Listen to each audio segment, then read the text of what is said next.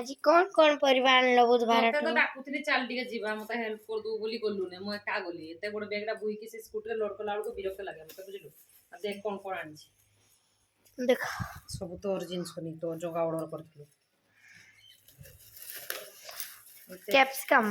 capsicum आछि हमर गछरे बे हेइची आ तर तुळीपुर सान अछि एगा काकुडी आछि काकुडी हाफ केजी आनछि कि बना गोला पाड़ी मामा आनथिली आधा केजी टा रोई गला खाइनी सेटा रोई जेछि फ्रिज आउ टमाटो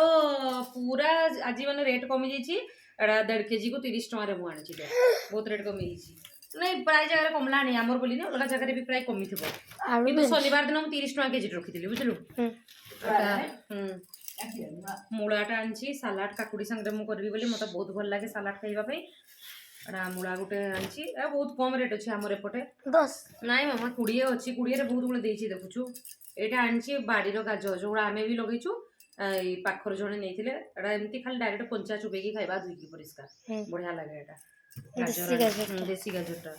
आ तोर तो कहिथिलु एडा बहुत रेट अछि भेंडी हमर लगा आइछि केते रेट 30 टंका देखुछु नाटकी दुटा 250 120 टका केजी रे तोर पे मु भेंडी आनि इमा देखला बेला मु एतकी भेंडी लगैछि हमर भेंडी से तोबेला खाइबो के जणी हमर एंड होई आ गोटे बढ़िया जिंस देखंतु पूरा माने रसगुल्ला भरिया देखा जाउछि आलूटा देखंतु हैला ना कोठ मिलला सेठी बसैथिला आउ आनली नहीं आरो पाली गले 4-5 लेस करबो के एटा नहीं एटा भजा भाजी खाइबा मसला टिके देकी एटा लंबा लंबा भजाटा करले ना बहुत बढ़िया लगे गरम भात के पखाଳ संगे एटा देखंतु नुआ आलू 20 टका केजी एमती दुकान रे जो आलूटा मिलछि से 15 टका किंतु एटा पूरा फ्रेश आलूटा बाडी आलूटा जने तुली के आनथिला से 20 टका केजी रे बिकुथिला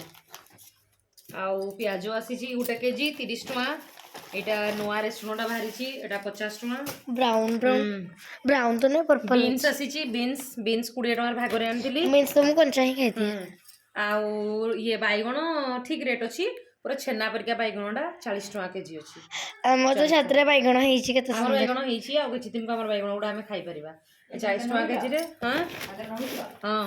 एतकी मु परिबा आनली आउ परिबा तो हमर एबे लगा आइछि हमर बाडी रो एबे किछि बाहरु नै खाली बीट फिट टिके बाहरुछि आउ सागो बाहरुछि